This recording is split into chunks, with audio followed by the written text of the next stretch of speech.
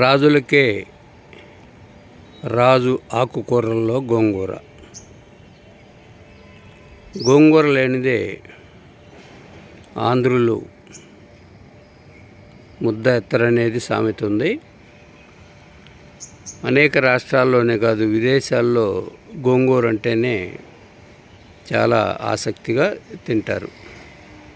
అటువంటిది గోంగూరలో తెల్ల గోంగూర, కొండ గోంగూర, అన్నిటికంటే ప్రశస్తమైనది మీరు చూస్తున్నది ఎర్ర గోంగూర.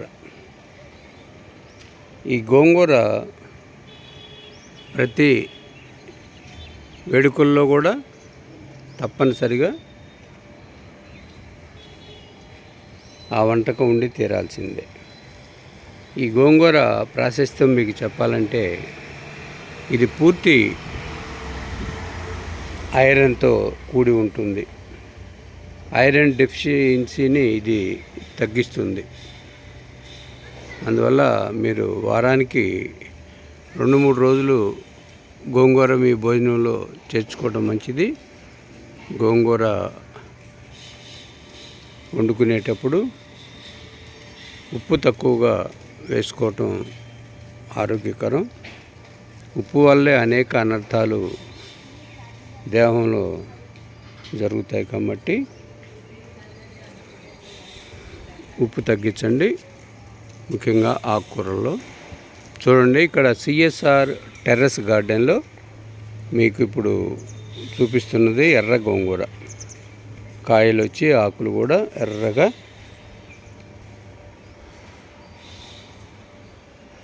పూలు, కాయలు, ఆకులతోటి బాగా నిండుగా ఉన్నది.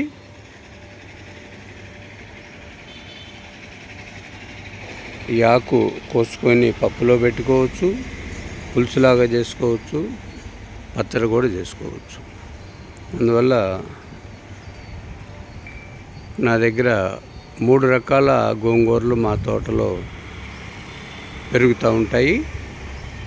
మీరు కూడా మీ మిద్దె తోటలో కానీ, ఫ్లోర్ గార్డెన్లో కానీ చక్కగా గోంగూర కూడా పెంచుకోండి.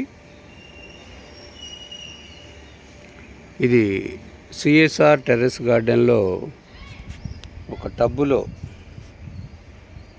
ఇది సుమారుగా 20 నుంచి 25 లీటర్ల లోపే పట్టే బ్లాక్ టబ్బులో 4 మొక్కలు పెంచుతున్నాను.